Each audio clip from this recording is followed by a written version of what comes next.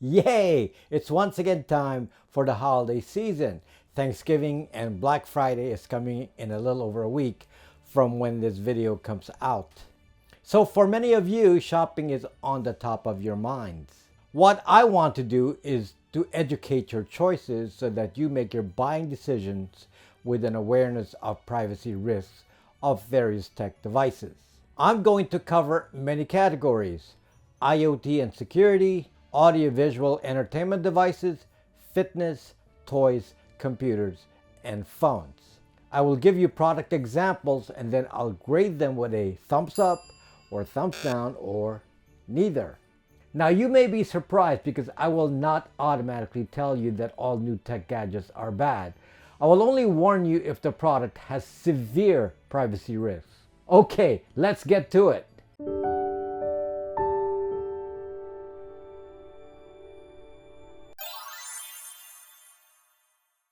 The first category is IoT and security devices. IoT means Internet of Things, and this includes things like your remote control and voice-activated devices. I also include security devices in this category since many of these are tied to IoT anyways. In the past, security devices were bought standalone. I'm talking about security cameras and motion sensors. You can still buy standalone devices. Nowadays, the big push is towards integrated home automation systems or smart home systems from the different big tech companies. Let's just review this category of products first. Google has a home system called Google Nest. Apple uses a framework called HomeKit. Amazon uses a system called Amazon Sidewalk. The Apple HomeKit is more of a communications framework, and Apple doesn't actually make products for home automation. It's more of a way to connect your devices to the iPhone as a control device. In contrast, Amazon actually makes the security products like Ring and Blink cameras. Amazon also makes the voice-activated tech that controls all of this using Alexa Echo. Google makes the Google Nest brand of products. This includes everything from doorbells, thermostats, cameras, locks, and alarms. Google Nest products. Be careful with the selection of Google Nest products. The problem is that your home security is tied to a loss of privacy. You're giving Google access to the goings-on in your house. It seems convenient, but remember that this is combined with everything that Google knows about you, including your search history, web traffic, purchases, email. Too much information to give away. Google works on the basis of a single sign-on to everything you do, from your phones to search to YouTube. Do you really want them knowing when you take a shower? Amazon Sidewalk products. This is a very big thumbs down. Huge privacy risk from multiple fronts.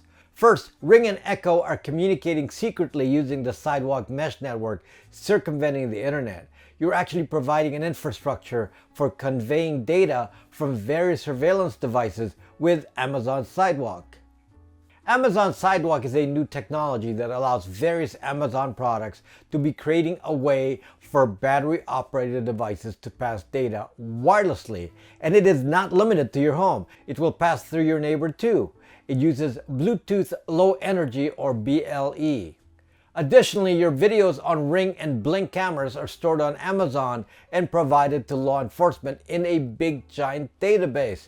Really? You want your actions stored for someone to see? Then you are letting Amazon listen into your conversations too on Echo? Don't believe the privacy promises from Amazon with this category of products. Huge thumbs down. This is the worst technology to get for the holidays. I got a bunch of Amazon Echoes as Christmas gifts in the past because they're under 50 bucks. I should use them for target practice. Apple HomeKit products. Since Apple doesn't actually make automation products, these products are just made for compatibility. For example, Logitech may make a security camera HomeKit compatible. You do not have to use HomeKit. The danger is not in HomeKit itself. I'm more concerned about the Apple surveillance infrastructure in the iPhone. So having a HomeKit compatible device is in itself not a deal killer. You'd have to choose not to use HomeKit. Consider standalone devices. Standalone security products. In a way, many of the HomeKit compatible products are actually standalone, like various security cameras from Logitech and many unknown brands. In general, choose products that are not tied to big tech, not owned by Google, Apple, Microsoft, Amazon, or even Huawei. I prefer that the data not be stored on the cloud since that creates more dangers. Most of these products are advertised with compatibility with Alexa, Google Assistant, and HomeKit. But you can choose to use them standalone, and that's the best strategy. Simply safe. I'm neutral on many products that are not big tech but send data to the cloud. Unlike Ring, many products have cloud but are not forwarding the videos to a central database. However, my thumbs up preference would be for standalone products with home-only data and maybe a local recorder. One of the new IoT type devices are the tag trackers like AirTag. So what is my rating on these trackers? AirTag. Tile trackers. Here's the problem, folks. These two devices are really very privacy invasive.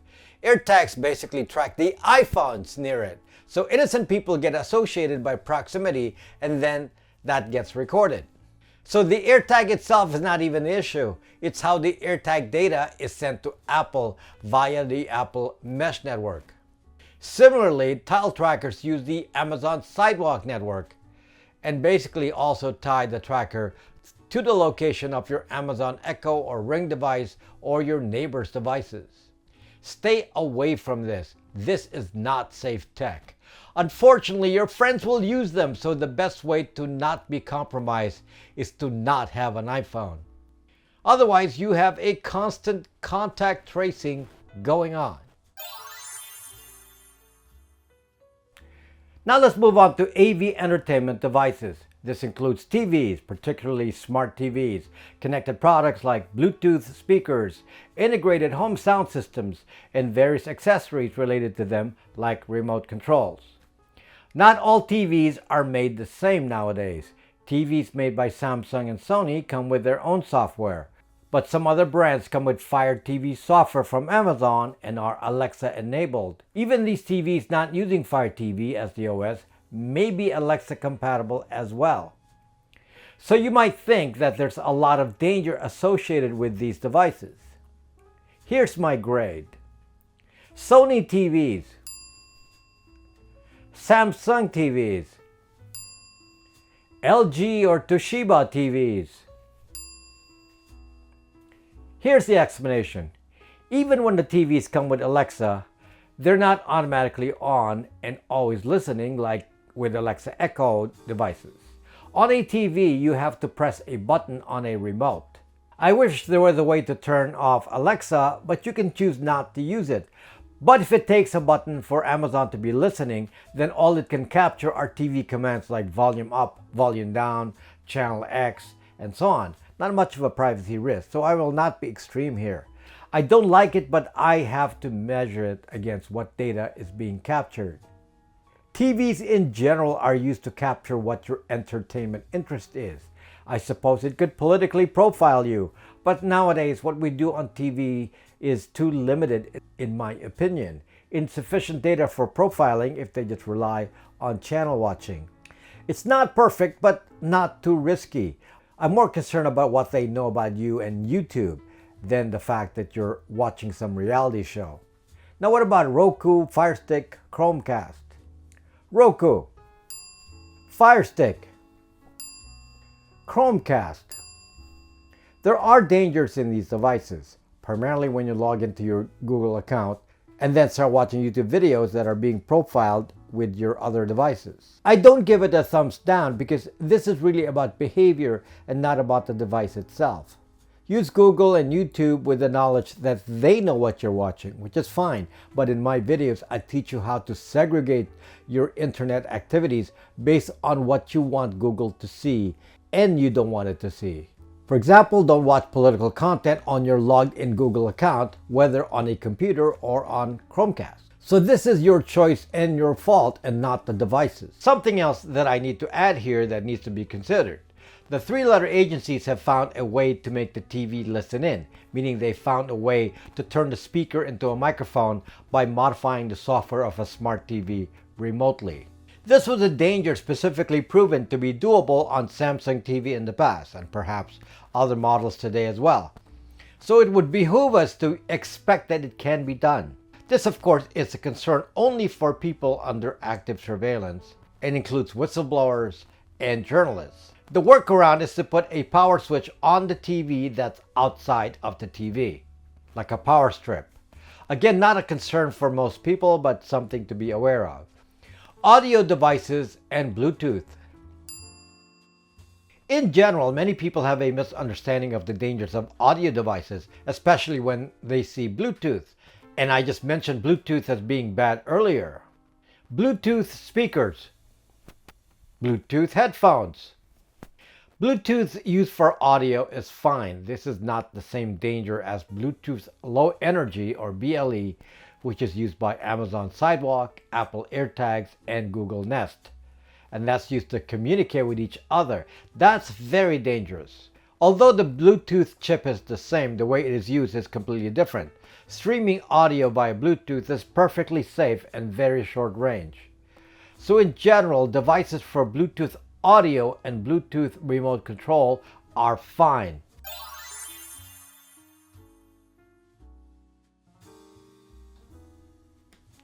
Here we have various watches and sensors. These can potentially be dangerous since they track biometrics and are often tied to location. So they can be used to see who is active and where. For example, they are used to track activity at military bases.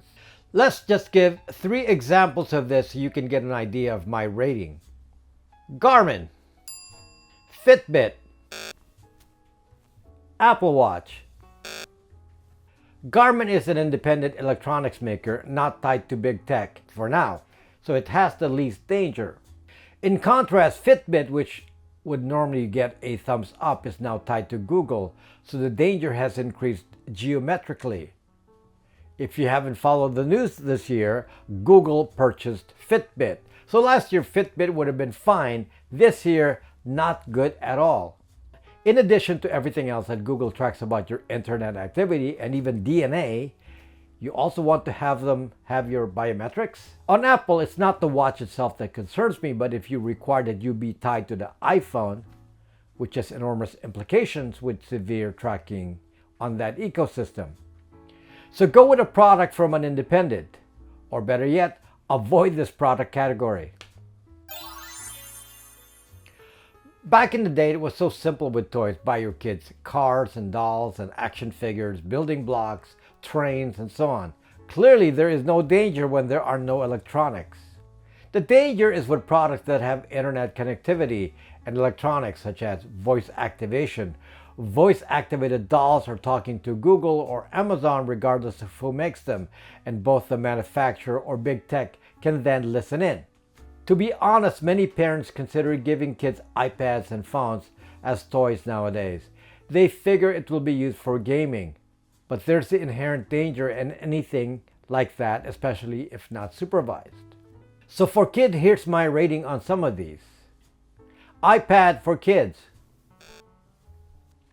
Talking dolls. Xbox. Sony PlayStation. Non-electronic toys. Again, let me be clear on these ratings. I'm saying this has to be age appropriate. Unsupervised internet access to kids like 12 years and under is ultra dangerous in my mind and affects their privacy forever. Certainly a tablet is not an issue for a teenager, but then at that point it is no longer at the level of a toy. Gaming devices are fine for all ages. They have limited functionality, limited to the game itself, and they're not generally designed to collect data.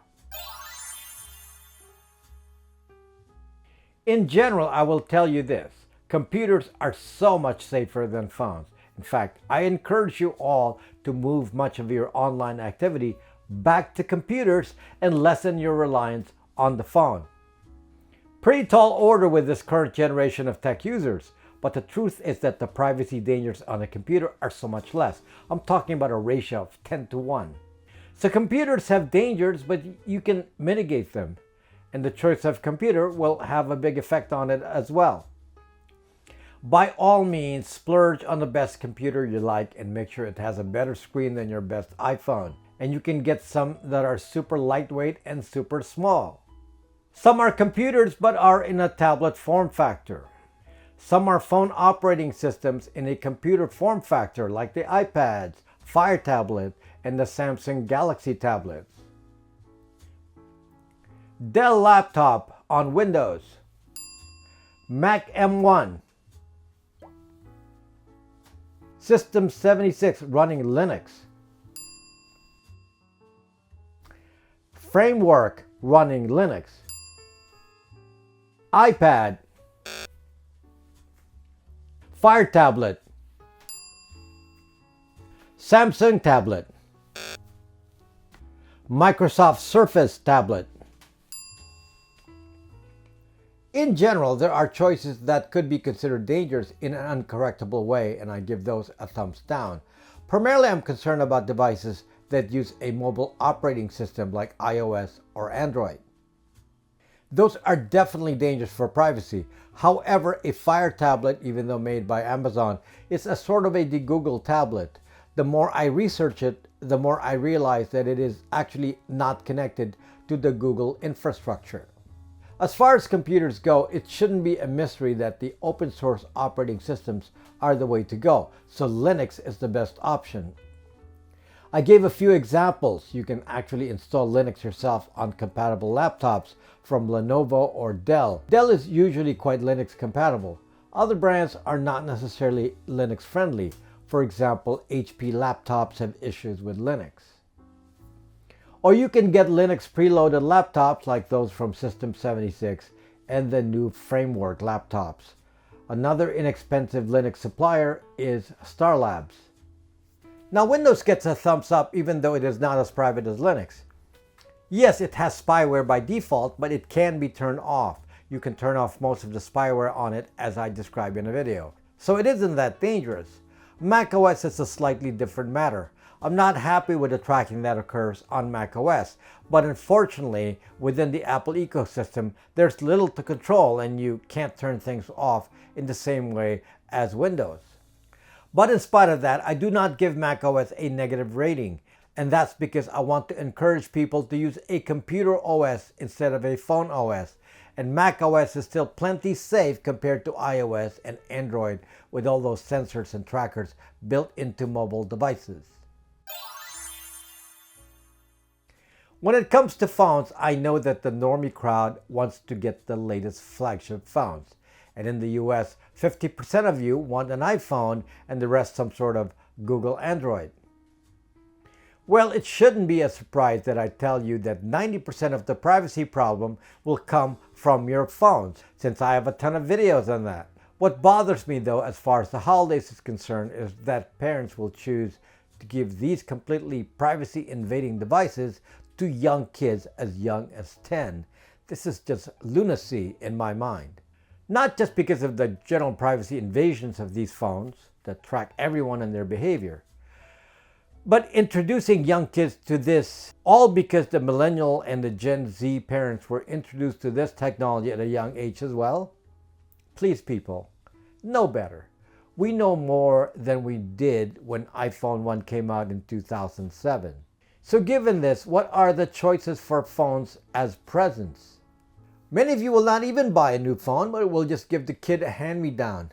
No, don't do that. Don't think that your kid will not be cool because they don't have a phone. Let them be human for a bit more and talk to real people. Don't let them be exposed to the dangers of the internet. And do not let them be tracked by Google and Apple for the rest of their life, starting with childhood. iPhone, Google Android, Brax 2D Google phone,